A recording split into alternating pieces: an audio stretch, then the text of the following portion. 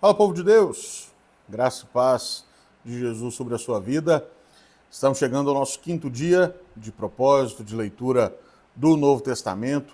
E então, iniciamos hoje o trecho que provavelmente seja o trecho mais conhecido do Evangelho de Mateus, que é o Sermão do Monte, o Sermão da Montanha, que é compreendido nos capítulos 5, 6 e 7 do Evangelho de Mateus. O Sermão do Monte é seguramente um sermão central para se compreender a vida no reino de Deus. Mateus, e isso merece destaque desde já, se importa muito em registrar longos discursos de Jesus. Ele, por exemplo, lá no capítulo 13, vai registrar um longo discurso de Jesus sobre o reino de Deus. Em Mateus 24, nós temos o sermão profético de Jesus, e aqui temos o Sermão da Montanha. O Sermão da Montanha trata principalmente da vida dos cidadãos do reino de Deus. Então, no início do sermão, do versículo 1 ao versículo 12, nós temos o trecho conhecido como as bem-aventuranças, as beatitudes. As bem-aventuranças são a descrição do perfil do cidadão do reino de Deus. Esse trecho, portanto, nos fala algumas características, algumas marcas de quem pertence ao reino de Deus.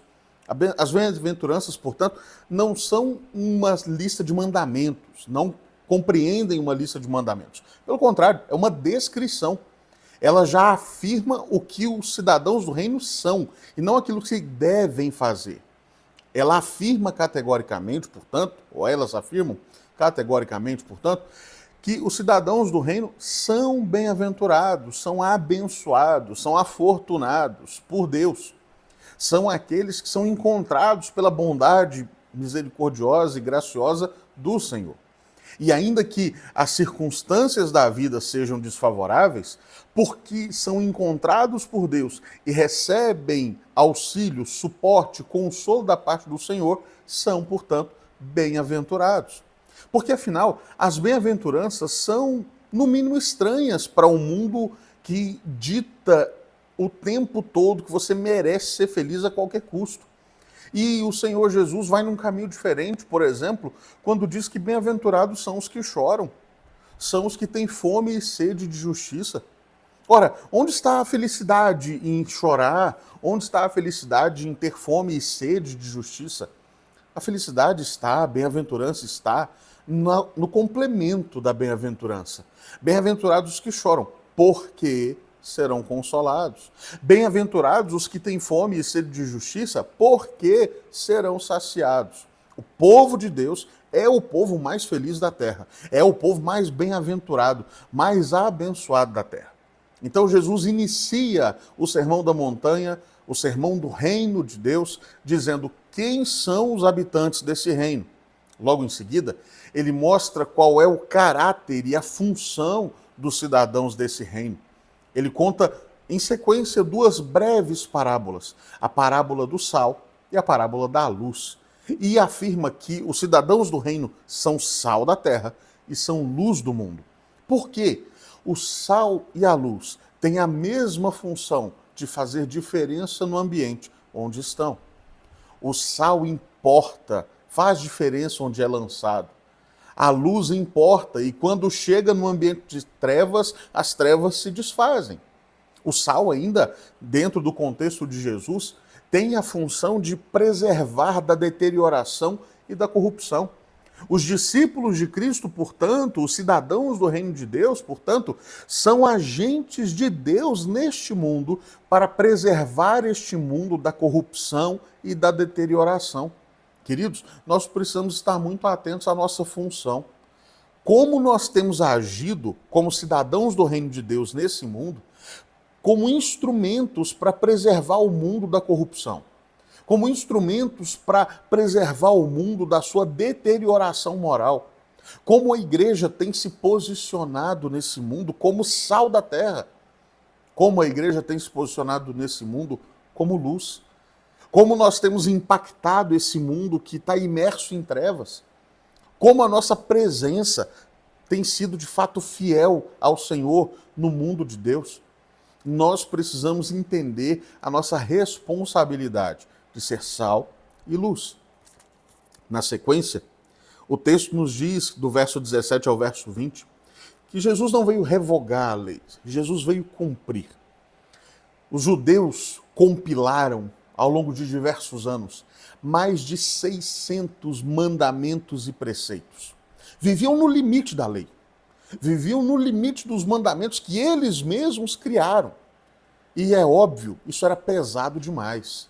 Isso era doloroso, isso era cansativo e exaustivo. E muitas vezes o espírito da lei não era cumprido. Se importavam tanto com a letra fria da lei que não se importavam com o princípio por trás da lei. Não se importavam com o espírito da lei. O texto sagrado diz que Jesus veio cumprir a lei. E cumprir a lei na plenitude do espírito da lei. Jesus, portanto, cura no sábado, ainda que contrariasse o sagrado sábado para muitos fariseus, mas o espírito da lei permanecia. E Jesus o cumpriu. Lembre-se do que foi dito ontem. Jesus é o nosso perfeito sumo sacerdote. Nos representa diante do Senhor. E, portanto, cumpre a lei perfeitamente que nós não somos capazes de cumprir. A partir de então, do versículo 21 até o final, até o versículo 48, final do capítulo 5, o Senhor Jesus traz a visão da graça de Deus, da nova aliança, para princípios da lei, para elementos da lei. Jesus mostra que a graça de Deus muitas vezes é mais exigente do que a letra fria da lei. Mostra, por exemplo, que, embora a letra fria da lei condenasse a prática do adultério, Jesus condena o pensar adúltero. Embora a prática da lei condenasse o homicídio enquanto ação, o espírito da lei condenava o pensar de modo homicida. Jesus está nos mostrando que a justiça dos cidadãos do reino de Deus precisa exceder em muito a justiça dos escribas e fariseus. Afinal, nós precisamos estar firmados na justiça perfeita de Cristo.